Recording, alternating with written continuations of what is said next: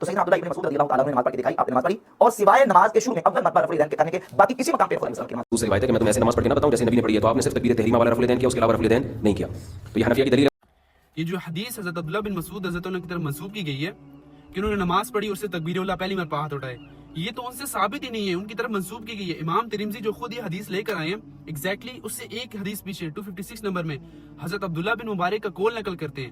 وہ کیٹیگوریکلی لوگوں کو ڈینائی کرتے تھے، وہ کہتے تھے کہ جنہوں نے حضرت عبداللہ بن مسعود رضی اللہ عنہ کی حدیث روایت کی تو ان سے ثابت ہی نہیں ہے، یہ صحیح نہیں ہے، اور جو لوگ رفع دین والی حدیثیں ہیں وہ ثابت ہیں. جب یہی حدیث ابو داؤد لے کر آئے تو انہوں نے نیچے امام ترمذی کے کمنٹس نقل کیے کہ یہ حدیث اصول محدثین پر ضعیف ہے، اس کی تو دلیل ثابت ہی نہیں ہے.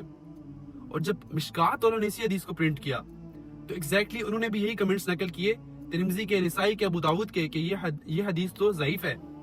نبی کریم صلی اللہ علیہ وسلم کی حدیث کا مفہوم ہے کہ اگر کسی بندے نے جانتے بوجھتے میری سنت کو چھوڑا، اس کو پتہ چل گیا تھا کہ میری سنت ہے، لیکن پھر بھی اپنے فرقوں کی محبت کی وجہ سے اس نے میری حدیث میری سنت کو چھوڑا، تو اللہ کی لعنت ایسے بندے پر.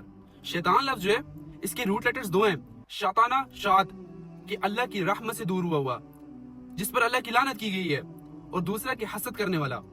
تو کہیں ہم فرسٹ کیٹیگری میں تو فال نہیں کرے، شیطان کی کیٹیگری میں تو ہم نہیں آ رہے کہیں. You have to think about that. دیکھو بات یہ نہیں ہے کہ کسی سے کوئی کمپٹیشن جیتنا ہے، کسی کو کوئی نیچا دکھانا ہے، ٹھیک ہے. Me personally I was deprived for my whole life. اتنی بڑی اتنی عظیم سنت نبی کریم صلی اللہ علیہ وسلم کی میری پوری زندگی میں محروم رہا ان سے. بٹ ناؤ الحمدللہ هذا من فضل ربی، اللہ کے فضل سے under the shade of scholars اگر مجھے authentic sources سے چیز پتہ چل گئی کہ 100% authentic ہے، so it's an obligation on me to convey to you guys. عمل کرنا نہ کرنا یہ آپ لوگوں کی پرسنل چوائس ہے، ٹھیک ہے. بٹ قیامت والے دن جو میرے سے سوال ہوگا کہ اکرام تم نے پہنچا دیا تھا، تو میں ایٹ لیسٹ یہ کہوں گا اللہ سبحانہ تعالیٰ میں نے تو اپنی طرف سے بیسٹ پٹ کیا، ٹھیک ہے. کرنا نہ کرنا یہ آپ لوگوں کی ذمہ داری ہے. اللہ سبحانہ تعالیٰ نبی کریم صلی اللہ علیہ وسلم کو قرآن مجید میں فرماتے ہیں کہ فَلَعَلَّكَ بَاخِعٌ نَفْسَكَ کہ اے نبی تو اپنی جان ہلاک کر بیٹھے گا ان کے پیچھے. یہ سنتے ہیں ان کی پرسنل چوائس ہے، آپ کا مقصد ہے آپ پہنچا دو ان کو، دیٹس اٹ.